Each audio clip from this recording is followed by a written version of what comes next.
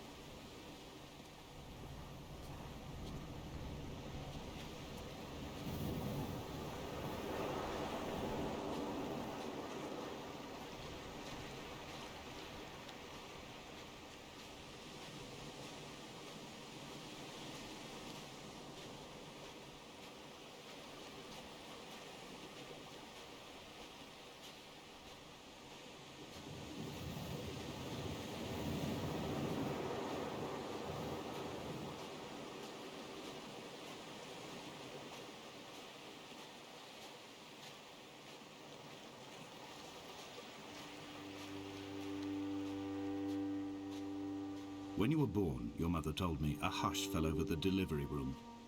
A great red birthmark covered the left side of your face. No one knew what to say, so you cried to fill the vacuum. I always admired you for that you cried to fill whatever vacuum you found. I began to manufacture vacuums, just to enable you to deploy your talent. The birthmark faded by the time you were 6 and had gone completely by the time we met, but your fascination with the empty and its cure remained.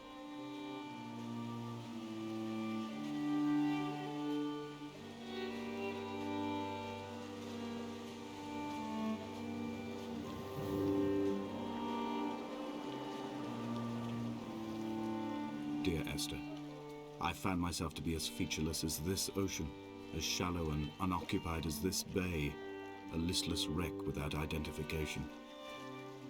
My rocks are these bones, and a careful fence to keep the precipice at bay. Shot through me caves, my forehead a mount. This aerial will transmit into me so. All overexposed, the nervous system, where Donnelly's boots and yours and mine still trample. I will carry a torch for you. I will leave it at the foot of my headstone. You will need it for the tunnels that carry me under.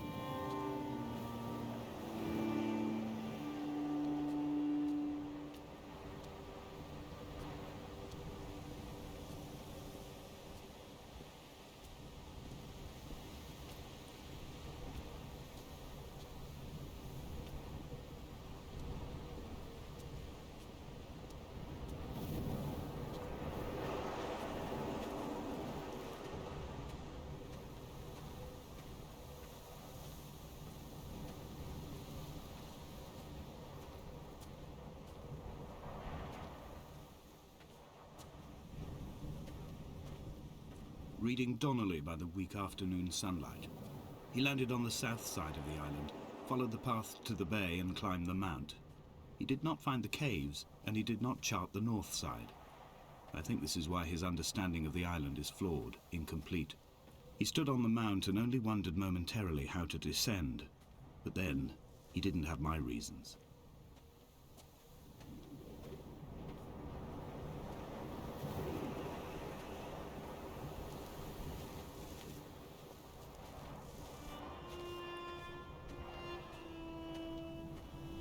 When someone had died or was dying, or was so ill they gave up what little hope they could sacrifice, they cut parallel lines into the cliff, exposing the white chalk beneath. You could see them from the mainland or the fishing boats, and know to send aid or impose a cordon of protection, and wait a generation until whatever pestilence stalked the cliff paths died along with its hosts. My lines are just for this: to keep any would-be rescuers at bay. The infection is not simply of the flesh.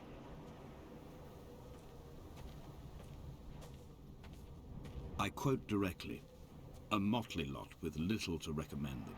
I have now spent 3 days in their company. That is, I fear, enough for any man not born amongst them. Despite their tedious inclination to quote scripture, they seem to me the most God-forsaken of all the inhabitants of the Outer Isles. Indeed, in this case, the very gravity of that term, forsaken by God, seems to find its very apex.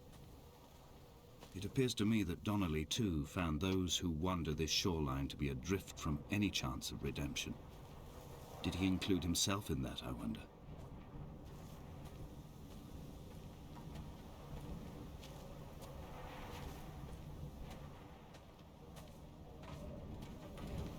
Dear Esther, I met Paul. I made my own little pilgrimage. My Damascus, a small semi-detached on the outskirts of Wolverhampton. We drank coffee in his kitchen and tried to connect to one another. Although he knew I hadn't come in search of an apology, reason or retribution, he still spiraled in panic, thrown high and lucid by his own dented bonnet. Responsibility had made him old. Like us, he'd already passed beyond any conceivable boundary of life.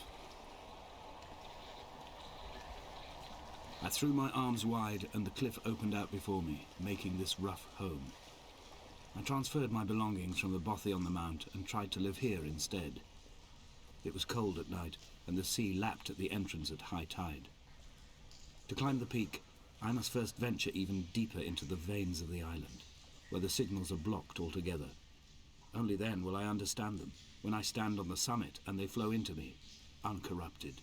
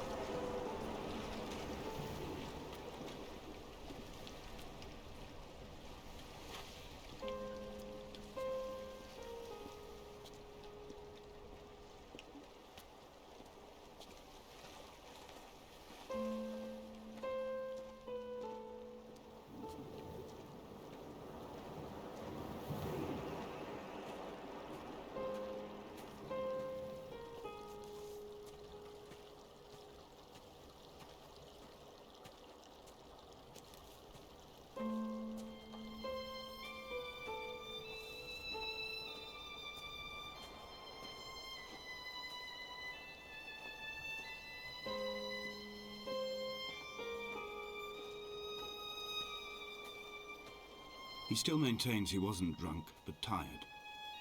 I can't make the judgment or the distinction anymore. I was drunk when I landed here, and tired too. I walked up the cliff path in near darkness and camped in the bay where the trawler lies beached. It was only at dawn that I saw the bothy and decided to make my temporary lodgings there. I was expecting just the aerial and a transmitter stashed in a weatherproof box somewhere on the mount. It had an air of uneasy permanence to it. Like all the other buildings here, erosion seems to have evaded it completely.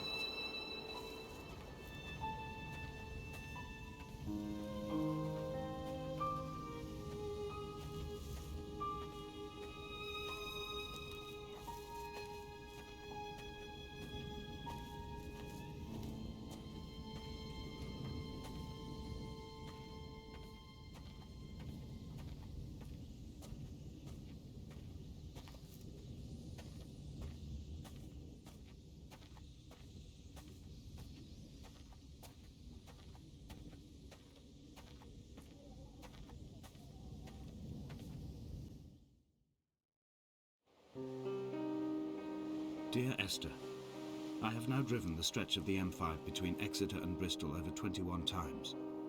But although I have all the reports and all the witnesses, and have cross-referenced them within a millimetre using my ordnance survey maps, I simply cannot find the location. You'd think there would be marks to serve as some evidence. It's somewhere between the turn-off for Sanford and the welcome brake services. But although I can always see it in my rear-view mirror, I have as yet been unable to pull ashore.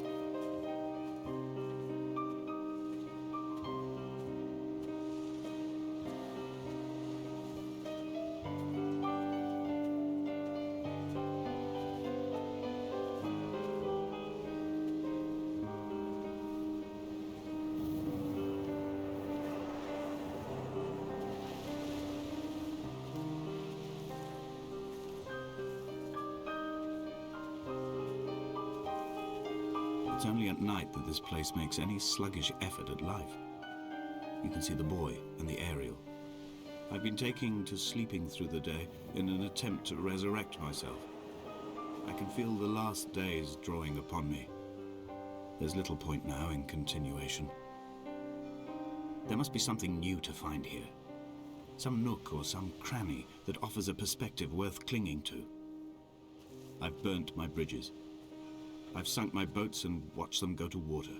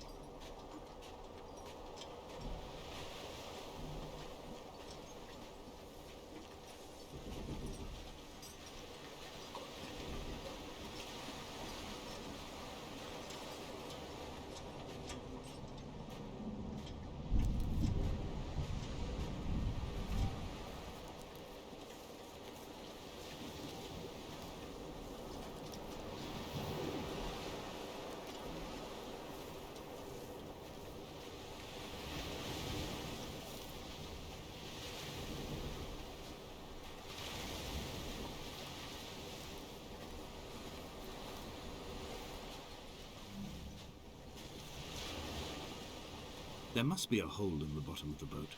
How else could new hermits have arrived?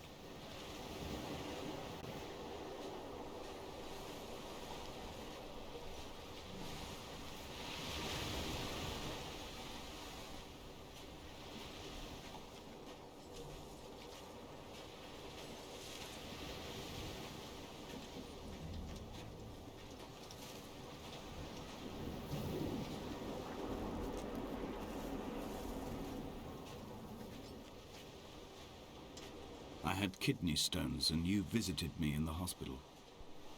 After the operation, when I was still half submerged in anesthetic, your outline and your speech both blurred. Now my stones have grown into an island and made their escape, and you have been rendered opaque by the car of a drunk.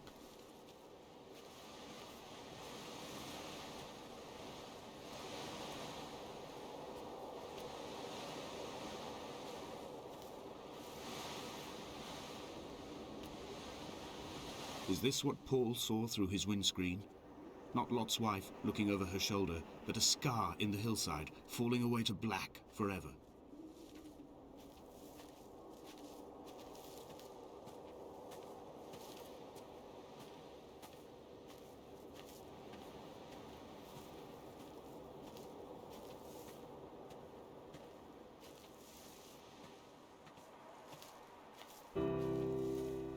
I've begun to climb, away from the sea and towards the center. It is a straight line to the summit, where the evening begins to coil around the aerial and squeeze the signals into early silence. The bothy squats against the mount to avoid the gaze of the aerial. I too will creep under the island like an animal and approach it from the northern shore.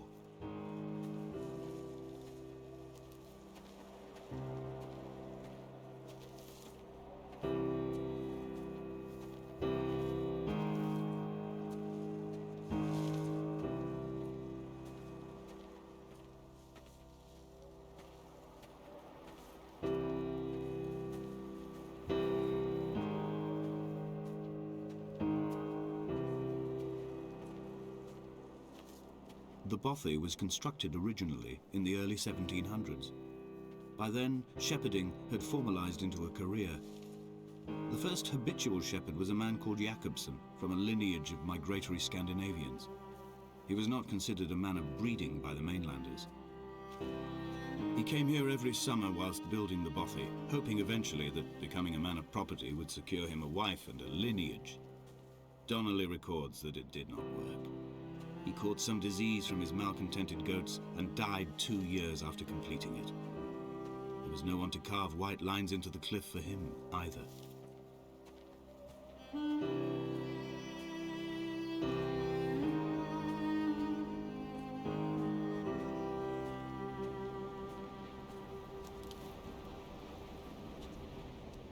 My heart is landfill.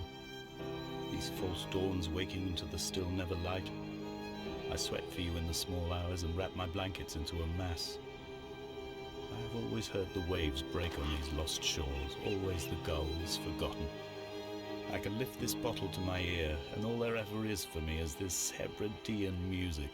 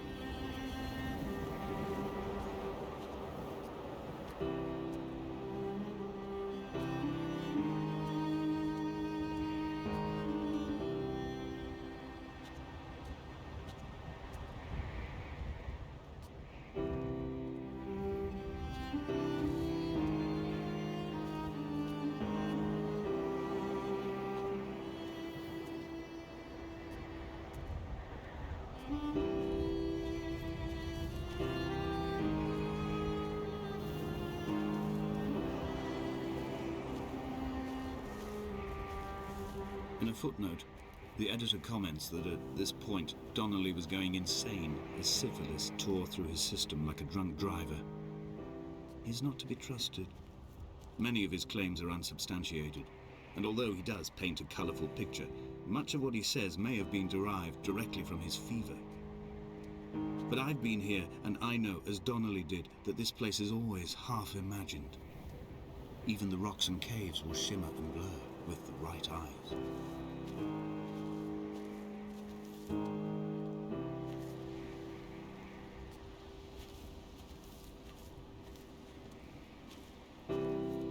They found Jakobsen in early spring. The thaw had only just come.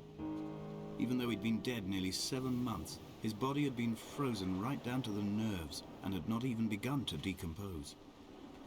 He'd struggled halfway down the cliff path, perhaps looking for some lost goat, or perhaps in a delirium, and expired, curled into a claw right under the winter moon. Even the animals shunned his corpse. The mainlanders thought to bring it home unlucky. Donnelly claims they dragged it to the caves to thaw out and rot, but he is proving an unreliable witness.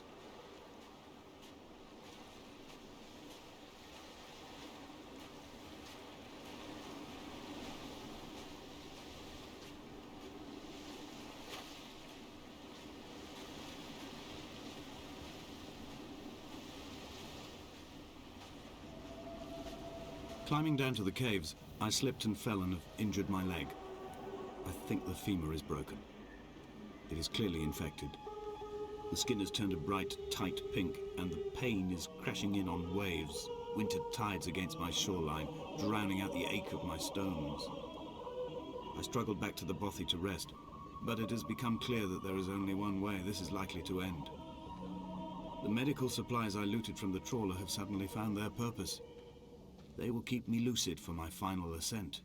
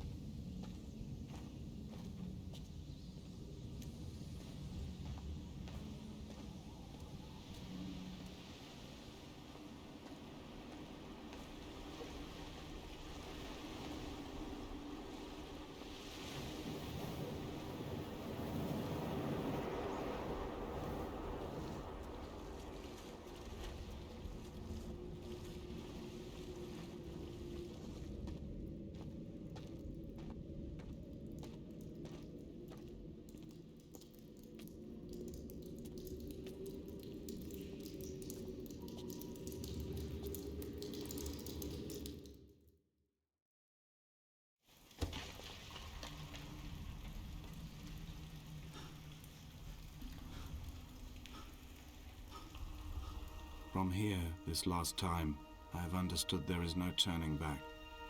The torch is failing along with my resolve. I can hear the singing of the sea creatures from the passages above me, and they are promising the return of the gulls.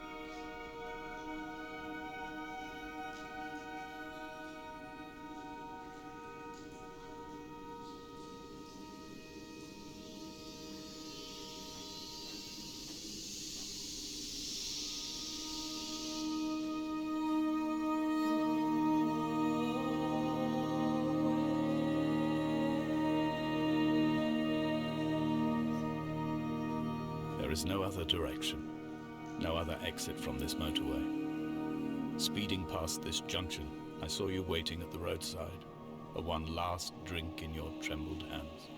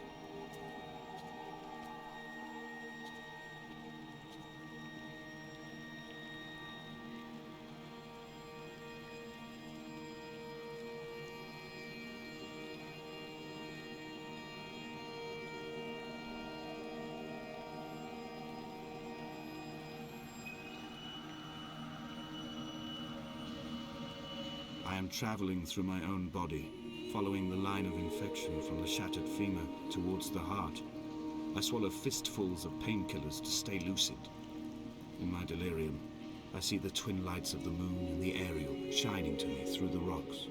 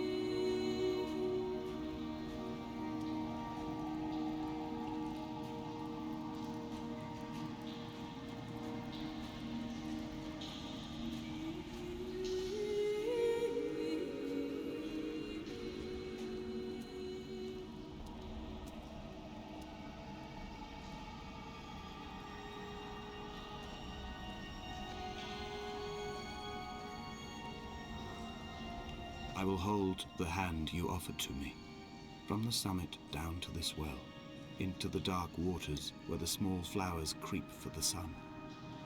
Headlights are reflected in your retinas, moonlit in the shadow of the crematorium chimney.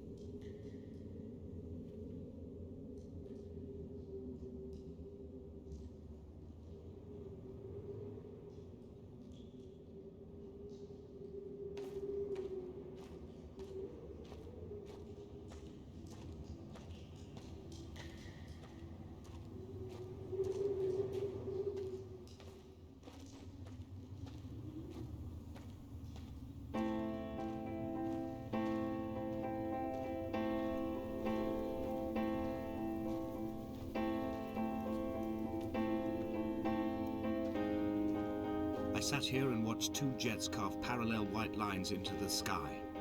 They charted their course, and I followed them for 21 minutes until they turned off near Sanford and were lost. If I were a gull, I would abandon my nest and join them. I would starve my brain of oxygen and suffer delusions of transcendence. I would tear the bottom from my boat and sail across the motorways until I reached this island once again.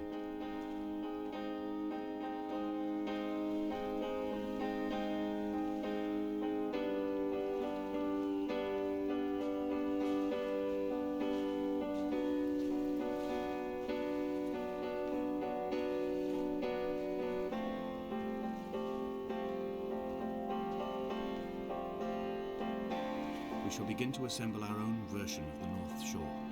We will scrawl in dead languages and electrical diagrams and hide them away for future theologians to muse and mumble over. We will send a letter to Esther Donnelly and demand her answer. We will mix the paint with ashes and tarmac and the glow from our infections. We will paint a moon over the Sanford Junction and blue lights falling like stars along the hard shoulder.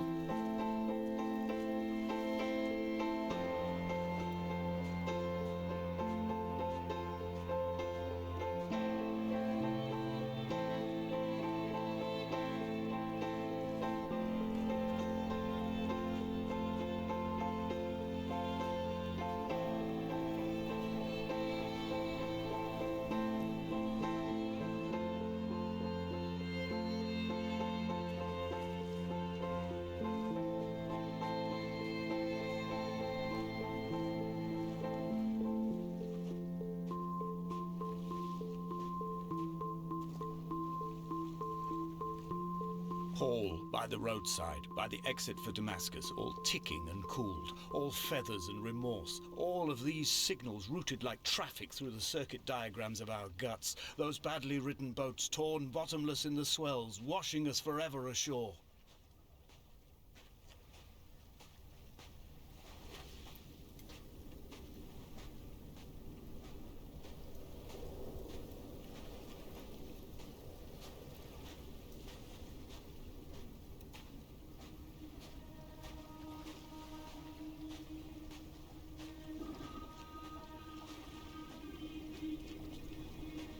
From here, I can see my armada. I collected all the letters I'd ever meant to send to you, if I'd have ever made it to the mainland, but had instead collected at the bottom of my rucksack, and I spread them out along the lost beach. Then I took each and every one, and I folded them into boats. I folded you into the creases, and then, as the sun was setting, I set the fleet to sail. Shattered into 21 pieces, I consigned you to the Atlantic, and I sat here until I'd watched all of you sink.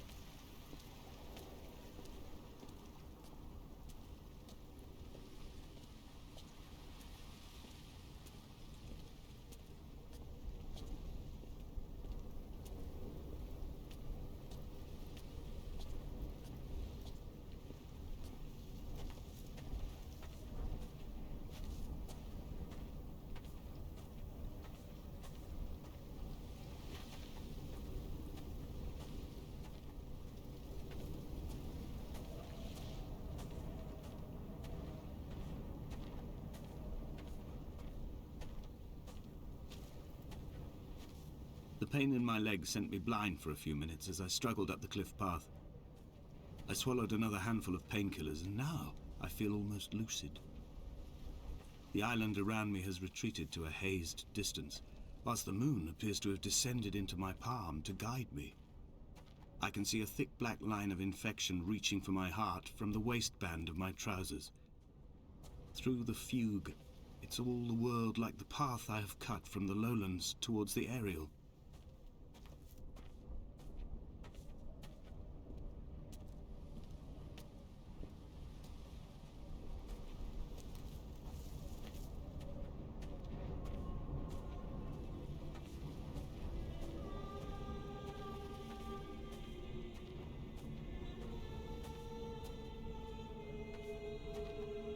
I've begun my voyage in a paper boat without a bottom.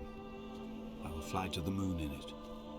I've been folded along a crease in time, a weakness in the sheet of life. Now you've settled on the opposite side of the paper to me. I can see your traces in the ink that soaks through the fiber, the pulped vegetation. When we become waterlogged and the cage disintegrates, we will intermingle. When this paper aeroplane leaves the cliff edge and carves parallel vapor trails in the dark, we will come together.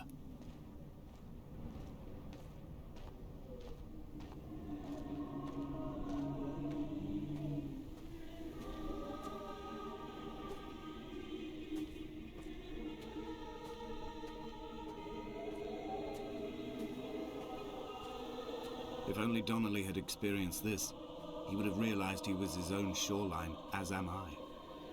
Just as I am becoming this island, so he became his syphilis, retreating into the burning synapses, the stones, the infection.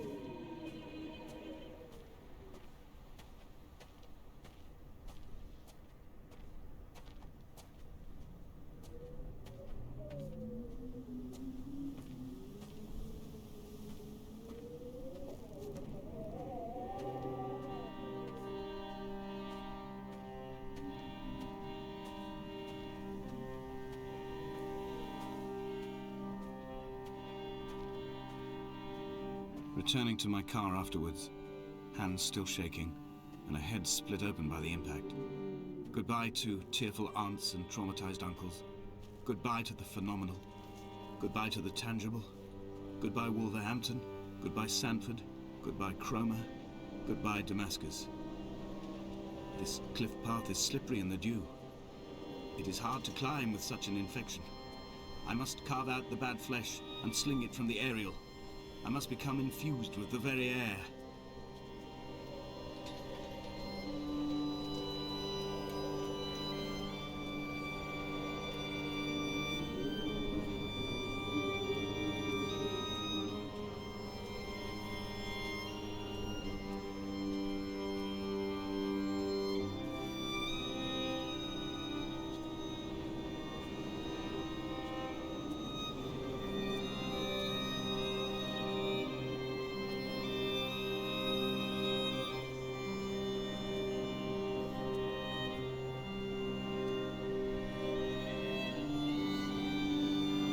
Blind with panic, deaf with the roar of the cage traffic, heart stopped on the road to Damascus. Paul sat at the roadside, hunched up like a gull, like a bloody gull, as useless and as doomed as a syphilitic cartographer, a dying goat herd, an infected leg, a kidney stone, blocking the traffic bound for Sanford and Exeter. He was not drunk, Esther. He was not drunk at all. All his roads and his tunnels and his paths led inevitably to this moment of impact. This is not a recorded natural condition. He should not be sat there with his chemicals and his circuit diagrams. He should not be sat there at all.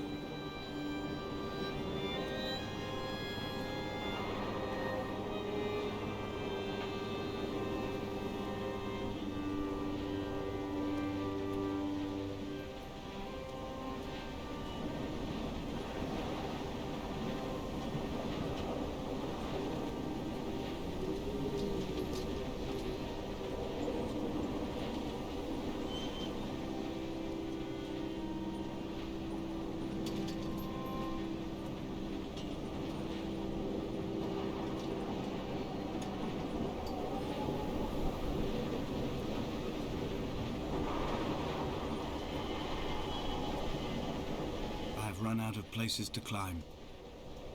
I will abandon this body and take to the air.